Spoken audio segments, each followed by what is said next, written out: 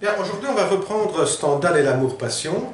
Je n'avais pas prévu une deuxième vidéo, mais suite à un commentaire à ma première vidéo sur Stendhal, qui dit que ce qui manque dans ma vidéo, c'est le manque. Je me suis dit, pourquoi pas développer une vidéo sur le manque, d'autant plus que, je vous l'ai dit, le manque, il est partout dans ces différents 7 stades qui amènent à constituer l'amour-passion. Mais si on doit nommer le manque, vaut mieux lui consacrer une vidéo, ce que je vais faire maintenant. On va commencer par reprendre une pensée très connue de Platon qui dit que on aime ce qu'on désire et on désire ce qui nous manque. Donc, amour,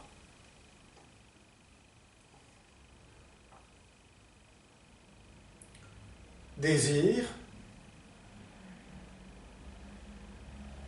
manque.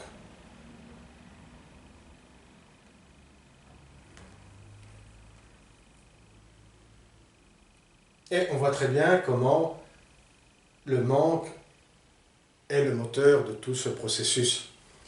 Et ce qui est intéressant, et j'ai remarqué que au sujet de l'objet du manque, eh bien, dans chaque étape, il y a une espèce d'alternance entre un objet, l'objet réel du manque et l'objet imaginaire. On commence par l'admiration, de toute évidence, la personne sur laquelle on porte une admiration, c'est une personne réelle.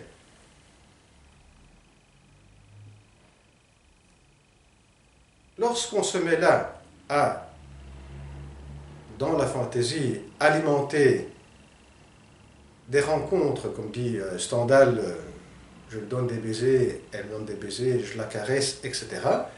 Et ce qu'on peut nommer désir, de toute évidence, ici l'objet devient imaginaire.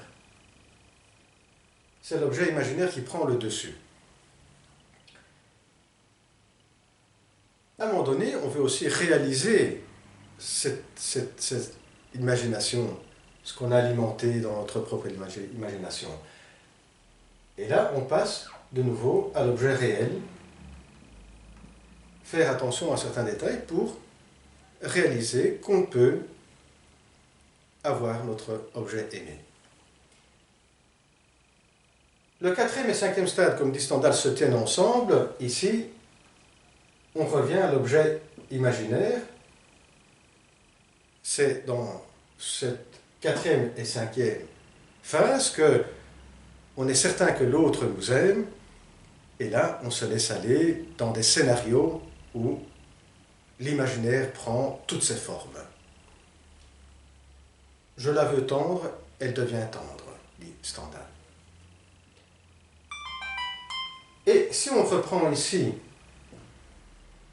l'amour, désir et manque qui est du côté de la personne qui aime, eh bien, dans ce scénario, dans ces différents scénarios imaginaires, comme on disait, c'est l'effet miroir qui prend le dessus, qui devient prédominant. Ce qui veut dire qu'ici, il y a de l'autre côté, du côté de la personne aimée, il y a aussi l'amour. Elle aime ce qu'elle désire. Et ce qu'elle désire, c'est ce qui lui manque.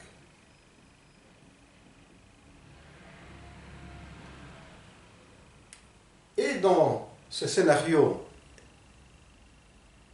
en effet miroir, qui se produit dans l'imagination, quand je sens le manque, ce manque, il est immédiatement senti dans l'autre. Les deux manques, en effet, ici, se recouvrent. Ensuite, dit Stendhal, cette phase-là de bien-être, de plaisir dans l'imagination, où on se voit toujours avec la bien-aimée, avec la personne aimée, ne peut pas durer. C'est toujours après ce souci de pouvoir réaliser, de pouvoir se retourner vers l'objet réel, et donc ici, on se retourne vers l'objet réel, et là commencent des doutes qui sont par rapport à des petites observations, par rapport à ce qu'on vient à connaissance. Faisons l'exemple d'un personnage de Stendhal, dans la littérature de Stendhal, qui est Ernestine, qui arrive jusqu'à cette phase ici, la 5e phase de la cristallisation, envers son bien-aimé qui s'appelle Philippe. Elle vient à savoir que Philippe est l'amant d'une veuve. Là, elle se dit, c'est pas possible d'aimer quelqu'un qui est déjà l'amant de quelqu'un d'autre. Ce n'est pas possible qu'il m'aime surtout. Voilà, donc ce n'est pas possible.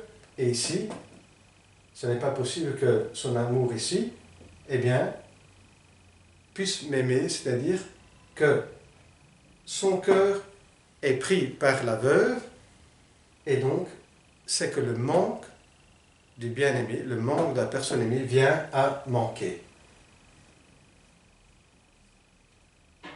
Et c'est exactement cette phrase-là qu'on connaît très bien, le manque vient manquer, dans le séminaire sur l'angoisse de Lacan, qui résume le point très important de l'angoisse. L'angoisse surgit de Lacan quand le manque vient à manquer. Et c'est exactement ce qui se passe ici. Quand le doute se produit, la crainte arrive, une pointe d'angoisse se produit.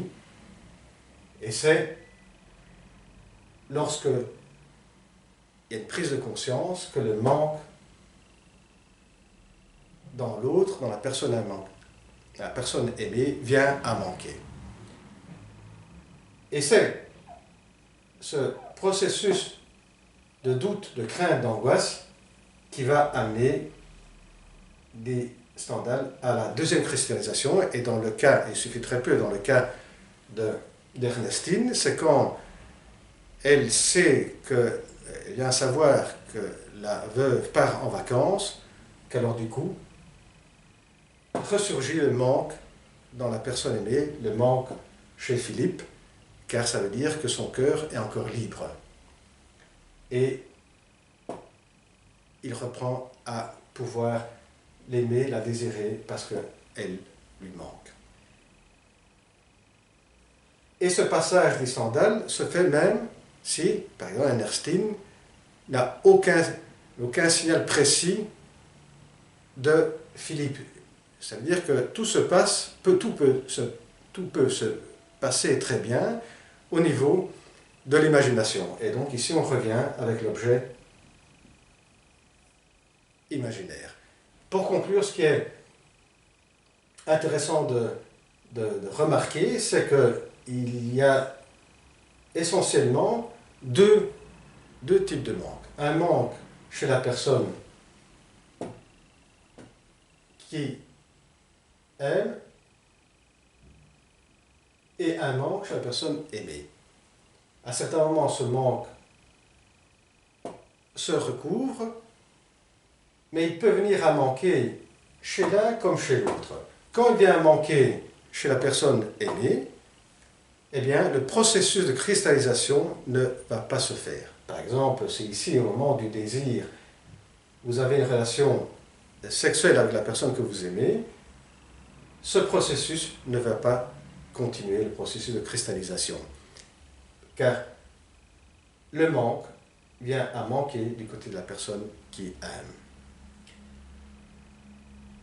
De même, ici, dans le 6e stade, où le manque vient à manquer du côté de la personne aimée, eh bien, c'est ce manque qui va produire l'angoisse et qui va faire passer à la deuxième cristallisation. Eh bien, à la prochaine vidéo. Au revoir.